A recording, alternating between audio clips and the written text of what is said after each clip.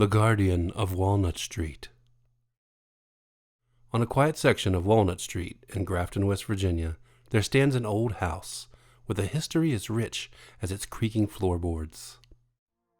The house has seen many families come and go, but one thing remained constant: the ghostly presence of a dog named Max. Max had been a loyal companion to the Johnson family, who lived in the house during the 1930s.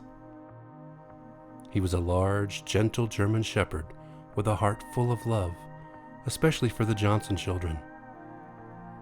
Max had a knack for sensing danger and was always there to protect the kids, whether it was from a stranger or a simple fall. One faithful winter, Max passed away peacefully in his sleep. The Johnsons were heartbroken, but they buried him in the backyard under his favorite tree. They moved away soon after that, but Max's spirit never left the house. Years passed, and new families moved into the house on Walnut Street. Each family reported strange occurrences, but none were frightening. Instead, they spoke of a comforting presence, especially during times of trouble. Children who lived in the house would often talk about a big friendly dog named Max that appeared whenever they were scared or in danger. One summer, the Taylor family moved in. They had two young children, Emily and Jack, who quickly fell in love with the old house and its sprawling yard.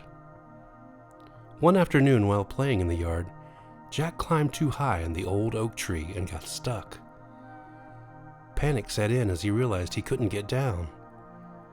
Emily ran inside to get help, but before she could reach her parents, she saw a large, shadowy figure moving towards the tree.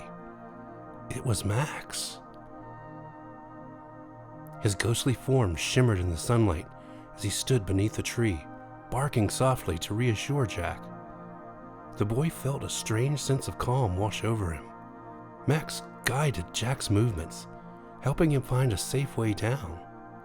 When Jack finally reached the ground, Max nuzzled him gently before disappearing into the shadows. Emily and Jack ran inside to tell their parents, who listened with a mix of disbelief and wonder. One chilly autumn night, the Taylor household was wrapped in a blanket of silence. The only sound was the gentle rustling of leaves outside. Suddenly, a faint noise broke the stillness. A small window in the kitchen shattered as a burglar forced his way inside. Emily, soundly sleeping in her room, was stirred by the noise, but didn't realize anything was wrong. Thirsty, she decided to get a drink of water. As Emily walked down the dimly lit hallway, she saw a shadowy figure moving in the kitchen. Startled, she let out a small cry of surprise, and the burglar, a desperate man, quickly grabbed her, his hand clamping over her mouth. "Don't scream, or I'll hurt you," he hissed. Just as fear began to grip Emily, a deep, menacing growl echoed through the room. The burglar and Emily both turned to see a large, shadowy figure of a dog standing in the doorway. The dog's eyes glowed with an eerie light, and its teeth bared a vicious snarl. The sound of barking filled the room, growing louder and more threatening. The burglar's grip on Emily loosened, and he stared in horror at the ghostly dog.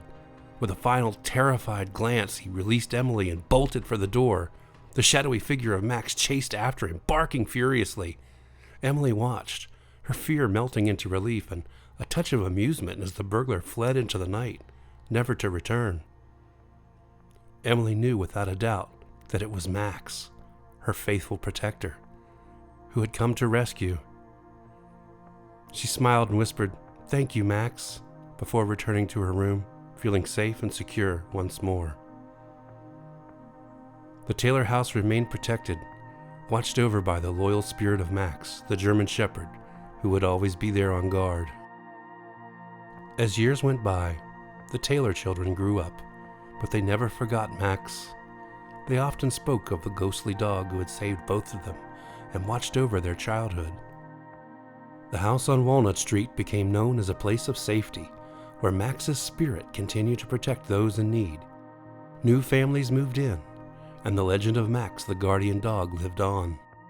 Children who found themselves in peril would often feel a comforting presence guiding them to safety. Max's loyalty and love transcending time, making him a true guardian of the house and all its inhabitants.